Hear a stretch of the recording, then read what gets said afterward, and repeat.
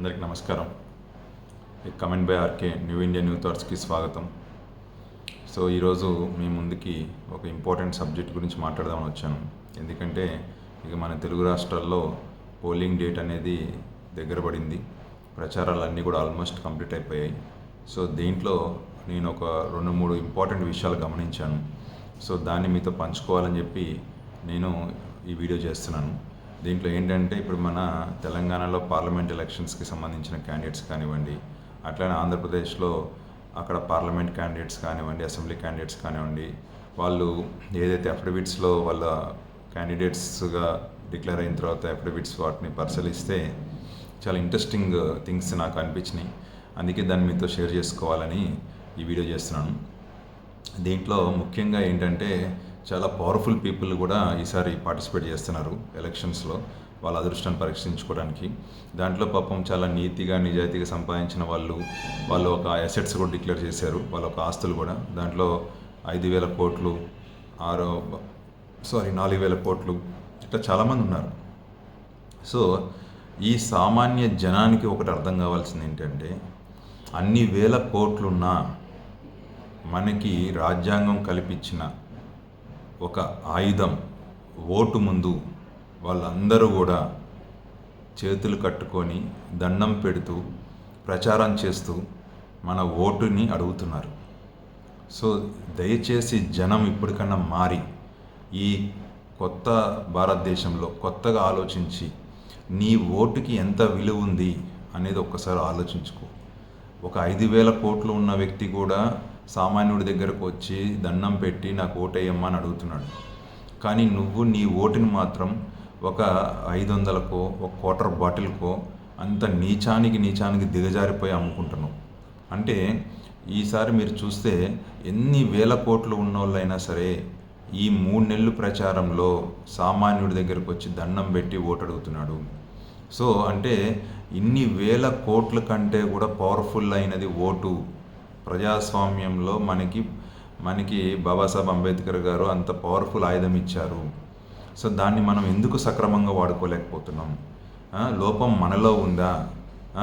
ఎక్కడ ఉంది? మన దగ్గర లోపం పెట్టుకొని ప్రతిసారి రాజకీయ నాయకులు ఎందుకు తిడుతున్నాం? మనకి కదా సిగ్గుండాలి. అటువైపు అన్ని వేల కోట్లు సంపాదించిన వాళ్ళు కూడా మనం వేసే ఓటుతోనే చట్టసభల్లోకి వెళ్తారు కాబట్టి వాళ్ళు కూడా వచ్చి దండం పెట్టి ఓటేయించుకుంటున్నారు. మరి మనము ఎంత రుబాబుగా మన ఓటేసేటప్పుడు మనకి ఏం కావాలి?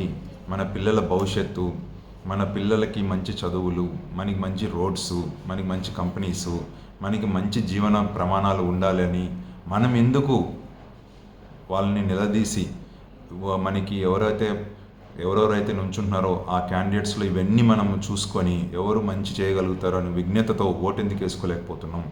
ఒక కుల పిచ్చుకో, ఒక మత పిచ్చుకో, ఒక వర్గ పిచ్చుకో, లేకపోతే ఒక 500కో, ఒక 1,000 రూపాయలకో, ఒక 10,000కో లోబడిపోయి మనం ఒక విలువైన ఓటు అంటే ఒక 5,000 కోట్ల కంటే కూడా విలువైన ఒక ఓటుని మనం ఎందుకు వేసుకోలేకపోతున్నాం?